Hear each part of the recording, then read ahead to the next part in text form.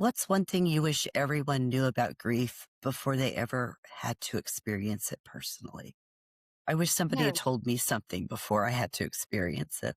I have no clue. Allow yourself to take as much time as you need to have whatever feelings of sadness that you want to have, and don't let others tell you that you're going to be fine in a week or you're going to get over it, because you don't have to.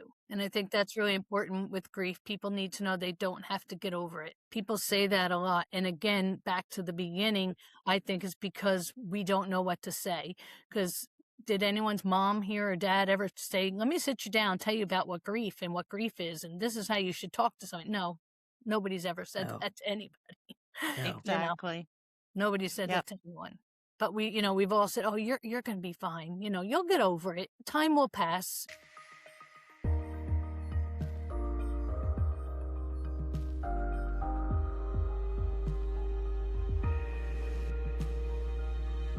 Welcome back to Travel Time Stories with Shannon, where real journeys meet real stories and real healing happens one conversation at a time. I'm your host, Shannon, coming to you from the Lone Star State of Texas. Some weeks I open up and share pieces of my own life journey, from travel adventures to the winding road of healing and personal growth. Other weeks, I'm joined by my best friend and co-host Ann from the Show Me State of Missouri. And we sit down with special guests who share their experiences, insights, and expertise to help all of us along our own journeys. Before we begin tonight, I want to gently share that today's episode includes discussion of grief, divorce, and emotional loss. We approach these topics with care and compassion, but if you're in a tender place right now, please feel free to listen when or if it feels right for you. Your well-being always comes first. Today's conversation is one we've been really intentional about because grief is something every one of us will experience, yet so few of us are taught how to understand it, talk about it, and live alongside it. We're often taught to associate grief only with death, but grief shows up in so many forms: divorce, identity shifts, family changes, and the loss of the future we thought we were going to have. Today, Ann and I are joined by Lisa Rites, a certified grief educator and author whose work helps people understand grief not as something to get over, but something to learn how to carry with compassion. Lisa, we're so glad you're here. Welcome to the show. Oh, thank you. I'm glad to be here. I'm excited to talk about this topic. I think it's really important, as you stated, for people to learn about grief, because often it's such a taboo conversation. People just don't understand it, and just don't understand how to live with it. Yeah. Exactly. So, Lisa, before we dive into the work that you do, we'd Mhm. love to hear a little about your story. What led you to grief education, not just professionally, but also personally? Sure. So for over 40 years, I was a respiratory therapist. So I dealt with the inevitability of death with family Yeah. members pretty much throughout my career. Obviously, not all, but there were many, many. I used to run a COPD group for family members of patients that had COPD, to help the family members understand the future of their loved one and how to care for them. So from there, I was looking to find something else that I could use my compassion for, because I feel like I'm not at the end of God's work yet. And I did find the grief education program, and I have transitioned into being a certified grief educator. But my own losses, I've lost my dad, I lost my mom recently, going through a divorce, and other things, obviously pets and everything else that I've dealt with, not realizing how much grief affected me and how much I learned about it after being so educated in the process. So that kind of brought me here, and brought me to write my book and share my story about my grief journey through my divorce. Oh, Wow. That's wonderful. I'm so glad that it's the direction it led you into, because Mm. we need many more people like you out there to educate and help people with the whole grief process. people Yeah. do not talk about it. They just bottle it up, don't know how to deal with it, and go on about their way, you know? Yeah, I That think I think part of it and what I've learned really is because we all experience grief and we can start with the death of someone, right? And we get through the wakes, the funerals and whatever rituals we need to do with our families and then we're told we have to go back to work or we have to go back to real life. And we Mhm. don't realize that there is a whole grieving process that is about to happen because we thought, okay, I did it. I grieved. I did what I was supposed to do. And now, okay, I've got to move on. And people tell you, you have to move on. And that is probably the furthest from the truth. You don't have to move on. You can move forward. And I always try to tell people you can move forward throughout your life holding grief in one hand and joy in the other. Doesn't mean you have to stop living, but there's no reason to stop grieving whatever it was that you might be grieving because throughout your lifetime, the memories are going to come up and things are going to come up. And, and it's okay to still have those feelings. And I think another part of it is people don't know how to speak to others who are in grief or what to do around them, right? We see yes. someone, we say, I'm sorry and so sorry for your loss, and that's it. Because after Yeah. that, we're not taught to say anything else No. but I try to tell people if you know a friend that's going through grief, just let them talk. Let them say what they want to say. Things you don't say, don't tell them they're going to be okay. Don't tell them time will pass. Don't tell them, you'll feel better as time goes on because it doesn't have to. And they don't have to feel that way. I try to tell people just sit with others that are in grief, have a cup of coffee, maybe go visit them. If it's a friend, call them up, bring some lunch, and let them talk. Just whatever it is they feel like they want to say, and just let them talk and just be there for them. That is so right. And Yes. and yeah, you aren't taught how to be there for somebody in grief, and that is so very important and a lesson we all need to learn. Hmm. And also a lot of people think grief only applies to death. So Correct. how do you define grief and why do you think that narrow definition of that it just applies to death causes confusion and more pain even? Yeah, I think people get grief mixed up sometimes with anger. When we go through other things in life, like a divorce, we spend a lot of time angry and we think that's what it is, but divorce will take you through the entire grief process, right? So Mhm. a lot of us have learned there are stages in grief. There's anger and bargaining and depression and acceptance, and there's many different stages you're going to go through.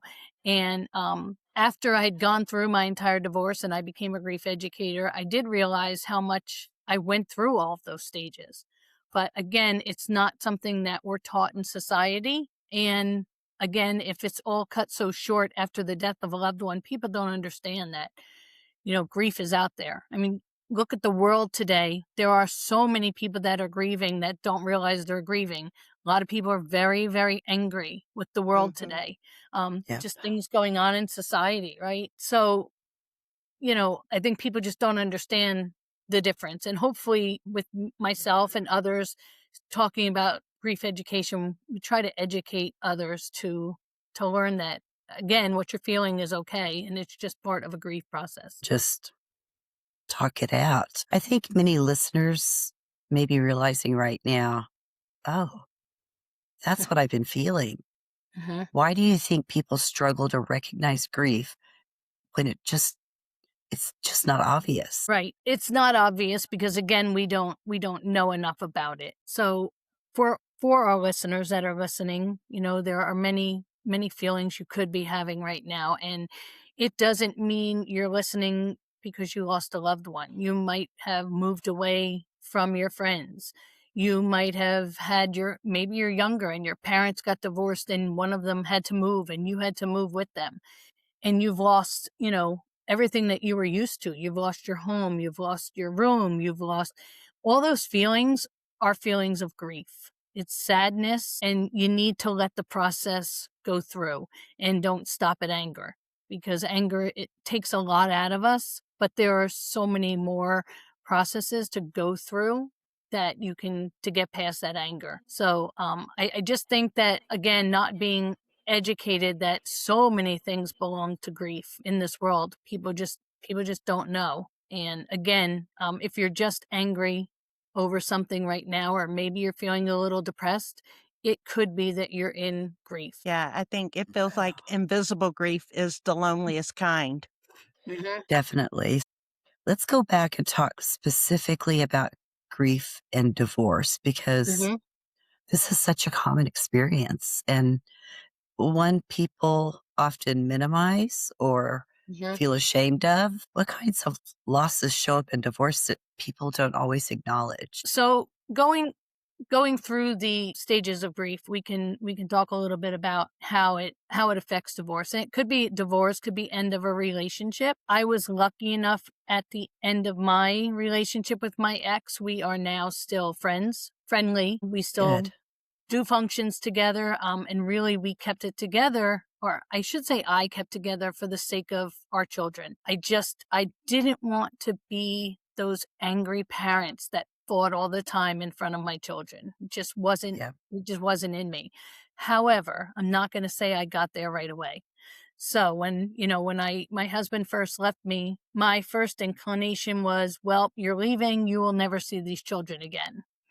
And Mhm. that was one of the first things he said to me. And I said, "Yeah, you're right. You're leaving."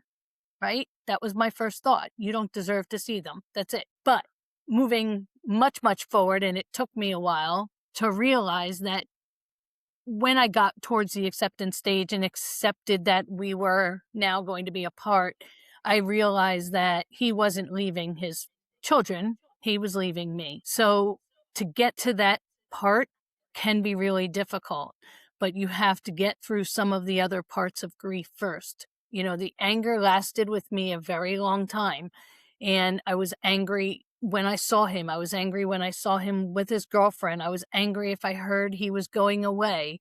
I was angry he was doing all these things with other people that he didn't do with me.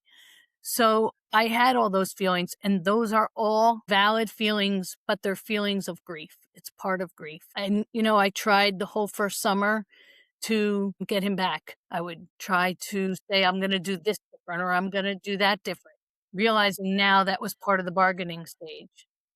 So, as you can see, these stages of grief, we're moving through them as we're going through the divorce process, right? Depression. I dealt with a lot of depression, had to see my doctor, had to take care of some personal things to get through the depression.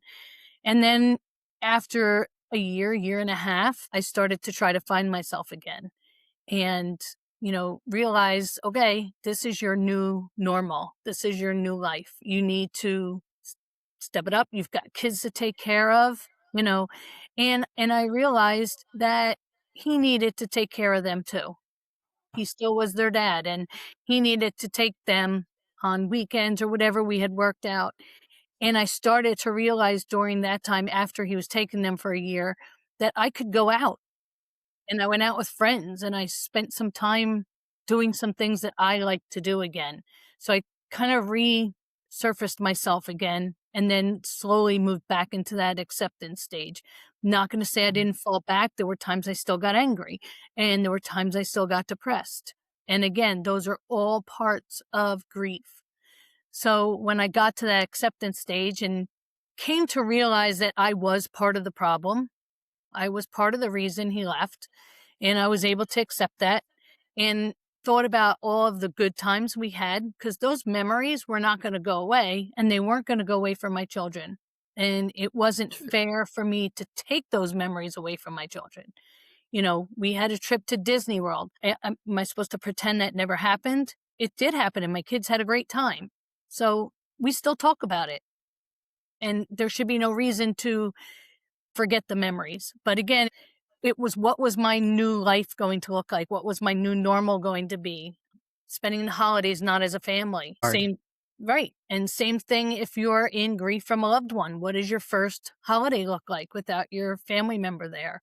So it is a loss, and it's still a major loss that takes place in your life.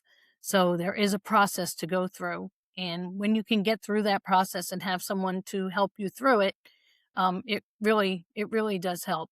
And like I said, so at the end, I was able to maintain a relationship. I know some others can't, and I work with people who can't, and that's fine. But my goal with people who, absolutely can't, is to find some peace for themselves and help those people move on and move forward to find a lot better life for themselves and not stay in that angry stage. It's just not worth it. He's off or she's off doing their thing and they're very, very happy and you're left. Well, why shouldn't you get a chance to be happy? You get one shot at life. Right. Right. And holding on to that anger, it's bad for you physically and as Right. well. It will take a toll on your physical body, not just Yes. mentally too. It's So not yeah, healthy. it's not. Not Mm-mm, healthy. No. no. No. And it's not healthy for all the people around you. And if you have children, it's not healthy for the children. And if it's an end of a relationship or, a breakup from a long-term relationship that you were in, you're still going to go through all these same feelings. And there's Yeah. a lot of embarrassment that comes with it, especially my divorce. We were both very well known in our town. Yep. It was huge. I didn't want to go out for the longest time. Yeah. I knew people knew what happened and I was mortified. you Yeah. know, Yeah. my kids were mortified. They would go to school and they're like, "Oh, I heard your dad is with, da da," da," and it's like, "Oh my goodness." So we forget all that can happen. Then you try to shelter what's happening around you. Yeah. Why do you think people feel like they shouldn't grieve if the relationship wasn't healthy or if they were the one that chose to leave? So I think a lot of times, I'm not saying grief doesn't happen for the person that chooses to leave, but a lot of times they're not the one that is in the process because they've already mentally made that decision that they're going to move on and, for whatever reason they have chosen to move on. Obviously, if you're in a complicated relationship where it wasn't, maybe a safe environment, I'm not saying Hmm. you're going to stay friends with that person, but you are still going to grieve because you're going to grieve those things that you've lost. You're going to grieve the things you thought were normal that might not be normal, and you have to learn a new way to move forward. Can grief coexist with relief, freedom, or even maybe peace?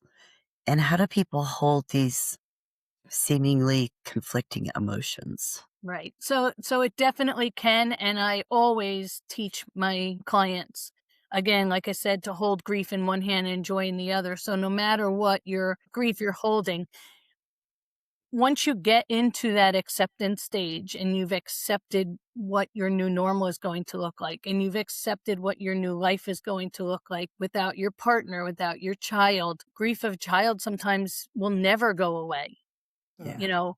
But again, it doesn't mean you can't still live your life. But there are going to be things, there's going to be memories. Let's just say your parent passed and, now your children are getting married and your parents aren't going to be there to see their grandchildren get married. That might bring up a grief event on Yeah. that day. And that's okay. But you're also celebrating joy, right? Because you're celebrating your child's wedding, but you're sad because the person's not there. I just Yes. had that. My daughter got married. My dad died maybe 4 months before my daughter. And we were outside for the wedding. And at one point the clouds broke and the sun came shining through. And I know it was my dad, and, Yep. and I cried. And it's okay because I was crying for everything. I was crying because I was happy for her. I was crying because I was sad my dad didn't get to see her. But you just try to get through the losses. Sometimes it's just not going to get better. Grief has no timeline and it can last forever. And again, you're Uh, going to move on to these special events, whatever it is, a family home, a job, a relationship. You're still going to face these firsts that are going to happen. How do you want to face them? It's kind Yeah. of, how you have to look at it is how you want to face them. I knew when my husband and I were already separated when my first daughter got married, and part of me was like, how do I want to do this? Do I want to argue with him the entire time? Do I want to go to the wedding, not speaking to him? Like, how is that going to make my daughter feel? How are right. pictures going to look?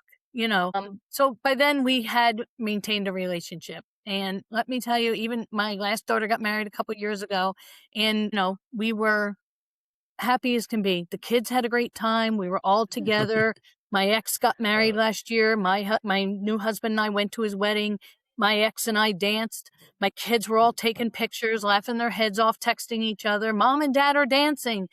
I love it. Yeah, and I'm not saying everybody's going to have that, but It was my choice to be like, Right. what am I going to make this look like? And that's the secret phrase right there, Lisa. Hmm. It's my choice. Hmm. How do I want to proceed? How do I I want get it? to Right. choose. You do get to choose. And, do you want to choose to stay in bed every day? Or do you really want to try and get up? And how do we take those baby steps Right. to move forward? And a lot of times it is baby steps. Yep, exactly. But as long as you're putting one foot in front of the other, it doesn't Hmm. matter if it's a baby step or not. Just Right. keep Exactly. going. Right. Right. Exactly. Keep going. And if you fall back, it's okay. Get back up and we'll proceed some more. Because there are going to be days I always explain grief as a ladder. You're going up the steps of all these stages, and there's times you're going to fall off the ladder. There's times you're going to think, okay, I'm good. I'm doing good. I'm doing good. And then something's going to either remind you of that person, or an event's going to come, or whatever reason, and you're going to fall back and you're going to be really angry. And it's okay. You can have a day. Be angry. Yeah. No one's saying you Mhm. can't. Mm. And Yeah, when people are like, "Oh my gosh, you're angry again. Get over it." He's moved on. She's done this, or, your mom's gone. No, I'm angry today.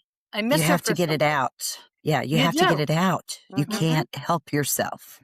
And it's totally okay to have days like that. yeah. And we hear the phrase, and you've said it several times so far, the stages of grief. Hmm. So let's explain what the stages of grief are. Yeah. So again, the first stage of grief is, well, I shouldn't say the first. The stages of grief, there's anger, there's bargaining, there's depression, there is acceptance, and just moving forward. So they might not come in linear way. You might start bargaining before you get angry. You might get angry first. So it just depends on what the situation is, what stage you might be in. Usually, when I take on clients, I try to find out where they are in their grief journey, and then I will step in beside them and walk with them and help them from that place on. We try not to go back. Yeah, that makes sense. Mm. Yes. And like I said, some stages you're in for a very long time, anger being one of them. A lot of people stay angry for a very long time. What do you wish people understood about grief not being linear or having a timeline? I do wish people understood more that grief can last a lifetime.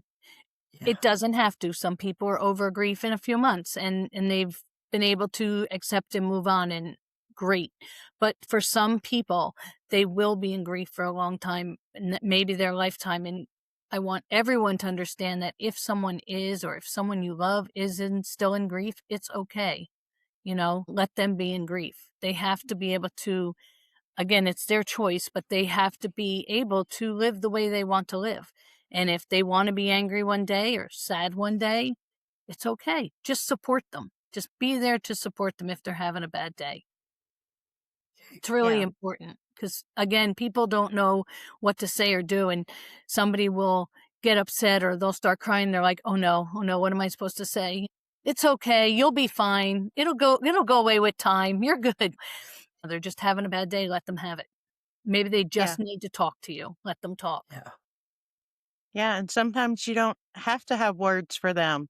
Just Mm-mm. be there. Let them Yes. cry, let them Yes. scream, whatever they need to do, just be there. Yes. Just sit there and listen. And sometimes that's all you need to do. Like I said, if it's somebody you want to bring over a cup of coffee and be like, hey, you're having a bad day. What do you want to talk about? Let them talk. I had a Just get it. friend who lost her husband, and she used to play, like, have a game night with her girlfriends. And after it was about 6, 7 months, and one of the girls said to her, you just never stop talking about your husband. Like, it's just starting to get really old now. Oh, So wow. she stepped out and she doesn't go to game night anymore. And, I don't know what they meant by it, but you just don't say that. But they just didn't No. want to hear about him anymore. They thought, oh, you're grieving too long. You keep talking about him. Okay, well, she was married 55 years. She loved him. My mother Yeah. talked about my dad for a long time after he passed. And she talked about all the things they did together. Again, those memories, they don't go away. Yeah. Right? Exactly. For And listeners out there who may have lost a loved one in a death, you're still thinking about fun things you did, or maybe every day you called your mother at a certain time and now your mom's gone. So what are you doing during that time when you called her? Because you might be home crying, or you might be home grieving right now because, oh my gosh, at 9 o'clock every morning, I used to talk to my mother and now she's not here. So we need to find something for you to do at 9 o'clock to remember her, but to get you past that 9 o'clock hour, because obviously that's a trigger for you and you need to learn some ways, coping mechanisms to be able to push yourself through that. Yep, exactly. And you should be allowed to talk about somebody that you lost or whatever and the memories that you had with that Mhm. person because that's all you do have left is Right. memories. And Exactly. memories are part of our life and what helps us along our journeys going. Mhm. I mean, that's one thing we say here on the show at the end is to tell people to keep making memories for life because Right. that's what we hold dear to us when we do lose someone. Mhm. Yes, Yes. definitely. Absolutely, absolutely. And for some listeners that might be out there, there's a thing called anticipatory grief, and I work with a lot of clients that are caregivers or family members Oh, of loved ones yeah. that are passing. The caregivers or the family members, they're also in grief, and they don't Hmm. know that they're in grief right now.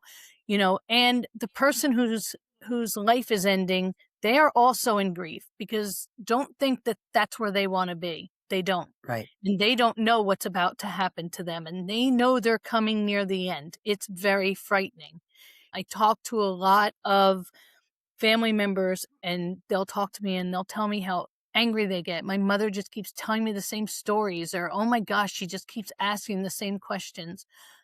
I understand, but let her, because that's all she has. And pretty soon, that's all you're going to have had. And then she's Hmm. gonna be gone, you're not gonna even have that anymore. So, you know what? Get a cup of tea, sit down. If she wants to tell you the story 3 times, how she chased chickens around the backyard, let her tell you. Yes, It's exactly. it's her memory, and she doesn't know that she's told it to you 3 times. But it does get very frustrating for the people who are taking care of their loved ones that are getting ready to pass. And, Yeah. again, the caregivers are also in grief because they're angry, and maybe they're bargaining with a higher power. "Don't take my mother," or, "You know what? Take my mother before she suffers," or, so bargaining, that's another stage that, listen to yourself, you might hear yourself in. Are you depressed? Are you feeling really sad about what's about to happen? So, again, people don't realize that these are all common stages of grief. And Hmm. you are grieving, you're grieving the loss that's about to happen, which is very difficult. My mom had multiple sclerosis, so would sometimes tell you the same story. And Hmm. my brother would tell her, "Mom, you've already told me that story the other day. Don't tell it again." And I finally told him, I said, "Never say that. Pretend Hmm. like you've never heard it before because Hmm. she doesn't know that she told you that story. Hmm. And when you say that, it hurts them." Hmm. So just something That's for people to exactly right. keep in mind.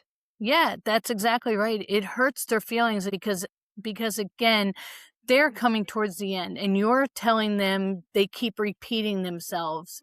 And Yeah. they're thinking, "Oh, I have dementia, or I have Alzheimer's, or whatever. What is wrong with me? I keep saying the same thing. Oh, I'm sorry. I'm sorry. I won't say that again. I won't say that again." You're making them feel bad because they don't realize what they're doing either. So it really has to be a little side on both. And if you're frustrated, go take a walk, or, go to a movie, Yeah. or go do something that, will give you a little peace, because you deserve to have peace too if you're the caretaker. Exactly. And I know a lot of times people compare what their grief was to someone else who's grieving, what Hmm. their timeline was to somebody else's timeline, the loss itself, Hmm. comparison. How does that impact someone's healing? It's got to be detrimental to do that. Yeah, yeah, and to hear somebody doing that and comparing it, and that's one of the things when I'm speaking with people who are trying to deal with friends who have grief. That's one of those things you don't say. You don't say those things because, yeah, again, we have to allow the people who are grieving the time to grieve, because two sisters could lose the same mother and one could move forward in a week, and one could Yep. be sitting in grief for 4 years. Yeah. You have to just be compassionate to each other and understand that. And everybody's grief is going to look so different. It all looks different. Yeah. I have my husband, my sister lives by herself. She lived with my mom. My mom passed in March. I'm sure there's days my sister's at her house and things happen and she probably sits there and cries. She doesn't tell me, but I'm sure she has times where she's alone and she's thinking about something or thinking about my mom being in the house with her. When the holidays came around this year, I said, "Do you want to sleep at my house? Do you want?" She was like, "No, I'm going to be fine when I get up in the morning." But it was her first Christmas to get up and she Right. was by herself. So that was really hard for her. And again, it's still part of grief, right? She's moved forward, but she's still going to have those moments where she's going to grieve her loss. Right. And Yes. it's okay. It's okay to not be okay. Right. Yeah. So you're a certified grief educator. Mhm. Can you explain what grief education actually is and how it differs from traditional grief support? Sure. So, versus a grief educator versus going to therapy or counseling or coaching, a grief educator is more peer to peer. So, it's more of a friend level. And I walk beside my clients step by step as we move through the grieving process. Where traditional counseling or therapy tries to push you, I don't want to say push you because that's not a good word if a therapist is listening. They have different techniques that they will use to help you get through your processes. Mine is just strictly more education. I do give a lot of worksheets. I have journaling things that I will give to my clients. We talk about where they're at. We talk about triggers. A lot of times it's really my Mhm. clients telling me about their grief issues and what they're feeling and having somebody be present just to listen to what they have to say and not Yes. being told constantly. A therapist or counselor is going to give a lot more advice ways than a grief educator would. A grief educator is really going to educate them along the way and keep them on track that whatever it is they're feeling, it's okay to feel this way and we're just going to move forward as long as it takes to move forward. Yeah. So the grief education is really a powerful tool because it's going to help reduce the shame and self Mhm. blame around grief. Right. Yes. And people don't have to say, if a lot of people ask you, are you in therapy for your loss? Or are you in therapy for this? Or, what's your therapist say? A lot of people get stigmatized by having to go to therapy, Yep. where this is not that traditional type of therapy. It's really just peer to peer talking to somebody who's helping them through. So I think just again, the stigma and the whole embarrassment of having to get help. I do always push support groups. I think a lot of churches have support groups these days for grief. There Hmm. is a lot of grief help if you just want to sit in on a group support for whatever type of loss you're experiencing. I always think that's good to hear others around you that have been in that situation talking about what they've gone through. I personally don't work with clients if I haven't experienced a particular type of grief. For instance, suicide. I tend not to take clients that have had family members with suicide because I don't have a lot of experience with that, so I don't have a lot to share. Where as a grief educator, I like to share my stories along the way. I like to try to make sure that I'm working with somebody that I can share a story with. I like that. That's really good because Hmm. that also lets the person know, hey, they truly can relate to me. Right. Right. Yeah, I Exactly. I can't sit there and to somebody who's saying to me, "I lost my child to suicide," and I'm like, "Oh, I know how you feel," because I Gosh. absolutely don't know how you feel. I can Right. imagine, but I don't because I haven't gone through it. But if you've lost your parent or you're in anticipatory grief or you're going through a divorce, I certainly can sit and listen to you and help you and share some of what I've done, which makes a big difference. I think it builds a trust and like you said, it's just, yes, this person can help me because they've experienced it. And that's Exactly. important. Yeah. What's one thing you wish everyone knew about grief before they ever had to experience it personally? And I wish somebody Yeah. had told me something before I had to experience it. I have no clue. Okay. So something I would probably, the first thing I would probably tell somebody is, because if it's a loss, people are going to grieve at least a day or two, when the death happens or whatever. I would definitely tell that person to allow yourself to take as much time as you need to have whatever feelings of sadness that you want to have, and don't let others tell you that you're going to be fine in a week or you're going to get over it, because you don't have to. And I Yeah. think that's really important with grief. People need to know they don't have to get over it. People say that a lot. And again, back to the beginning, I think is because we don't know what to say. Because did anyone's mom here or dad ever say, let me sit you down, tell you about what grief is, and this is how you should talk to someone? No, nobody's ever said No, that to anybody. no. Exactly. Nobody said Yep. that to anyone. But we've all said, "Oh, you're going to be fine. You'll get over it. Time will pass. And your feelings will." No, I don't want them to go away. I don't want to stop celebrating. I mean, I know people that celebrate their parents' birthday that has passed. I Hmm. have a friend of Me? somebody I know was telling me her mom passed, and every year on her birthday, she puts a candle for the year that she's passed. And I was like, I love that idea. Now I I like share that. that with my clients. I was like, I love that idea. I wouldn't have thought of that one, but it's a great idea. So on her birthday, she'll put a candle in for the years that she's been gone. And she sits down and she blows out the candles and she has some cake. I love that. Right, What a I great love that. idea. That is great. right. Yeah. Right. So does it mean she's still in grief? No, but she still has feelings of grieving, and she's still remembering, and she's learned how or adapted to move forward and choose to do something fun or do something in memory of that person who's Hmm. passed. Yep. We were talking about divorce before, and I was going to tell you, when my kids come down to my house or we're talking about old stories or old times, and they're looking at pictures. Our pictures now, my kids call pre-divorce and post-divorce.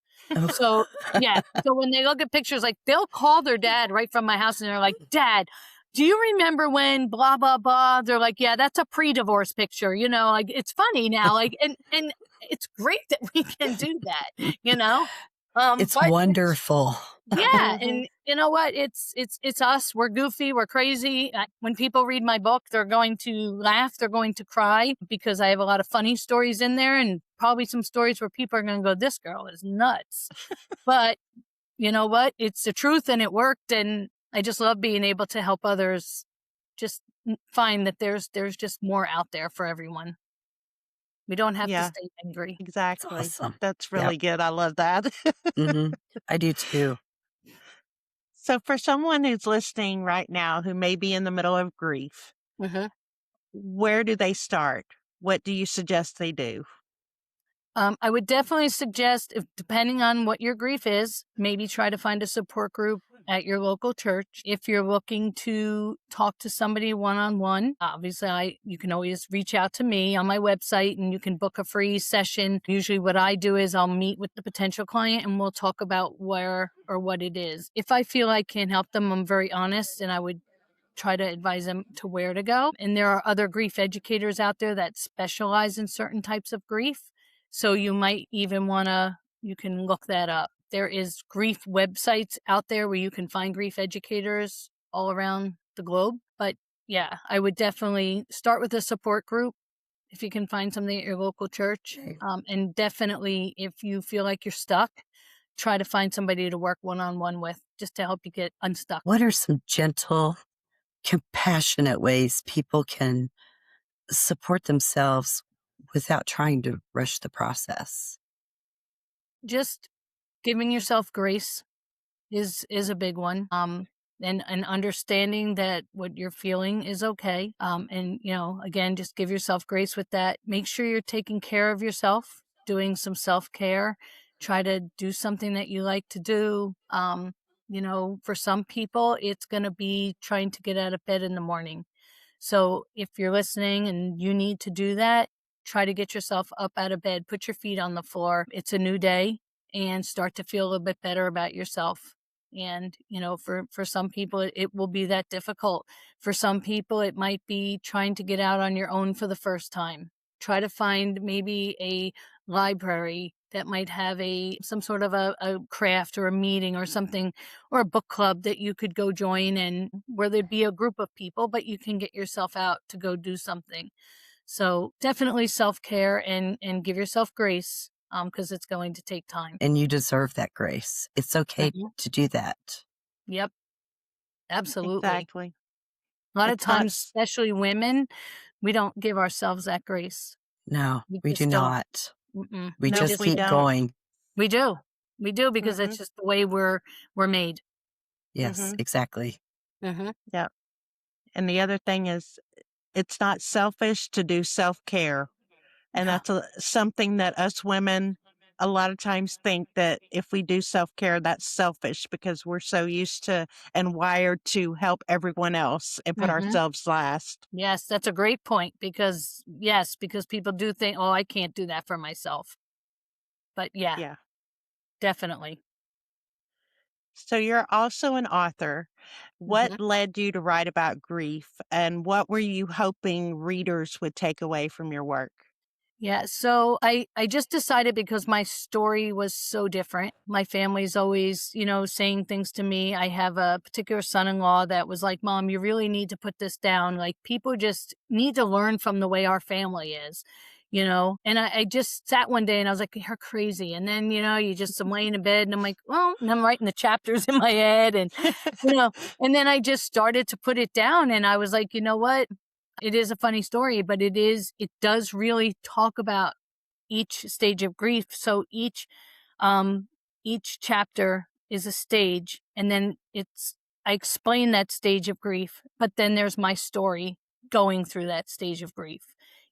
Some of it's a little hard to read. My children have not read my book. Their feeling is they don't want to go through it again. They were all supportive, but they won't read it. And that's okay. I'm okay with that. But yeah, there will be parts where you probably will cry, and there's parts where you're going to laugh. I put in parts where you can answer your own questions. You can journal, try to help yourself through. If you cannot maintain the type of relationship that I have, because the book is about keeping the family bonds together, hopefully you can keep, if you have children, the relationship with your children civil with both parents, co-parent. But at the end of the day, I hope people find some peace. They can find some peace, and they can just learn that they can move forward. If I can So, do it, anybody can do it. I had 4 children, you know, wow. um, yeah, I have 4 children, and, when you're all of a sudden, and anybody out there would feel this, if you're left alone with 4 children to raise, it's a really scary place to be. Oh, So, yeah. you can do I it. can imagine.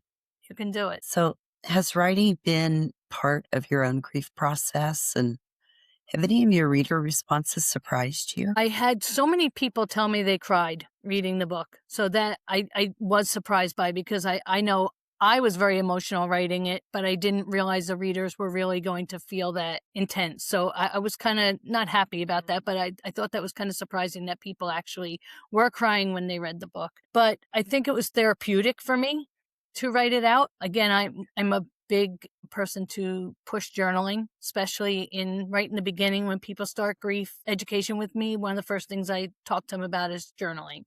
So, and this is a way to do it. But honestly, I felt so good when it was finished. I just feel like I can help so many people. And that's just all I want to do, is just to be able to help people find some relief, and understand that what you're going through as you're going through that process, it's okay. I did it too. And here's the way I did it. And here's how I got out of it. So, it And just felt good. It feels good to do that. and I'm okay today. So, Mhm. Exactly. Exactly. Exactly. So I'm going to be working on, I'm hoping to start a second book this year, but it's going to be about veterans and veteran grief stories. oh, I Oh, love that's gonna be that. interesting, Yeah. yeah. Yeah. I think I definitely need veterans to have, read that. yeah, they have so many different types of Oh, grief stories. So I'm excited to start working on that. that'll be amazing. Mm. Mhm. So, Lisa, if someone listening feels broken, behind, or like they're doing grief wrong, Hmm. what would you want them to hear today? So there is no wrong way to grieve. Grieving is personal, and grief is done however you want to do it. So if you think you're doing it wrong, you're not, because you can grieve any way you want to. So again, give yourself some grace. But whatever you're doing, you're doing fine. You're doing great. And just get up the next day and keep moving forward. And if you're stuck, get some help. That's great advice. So, Very. Lisa, what is the name of your book? It's called Navigating Grief and Divorce While Keeping Family Bonds Strong. Ooh, I like that. Great Yeah, I title. do too. Yeah. Yes. And it's on Amazon and Barnes and Noble. Okay. Great. Lisa, thank you for holding space with us today and for reminding us that grief isn't a sign of weakness. It's evidence of love, change, and meaning.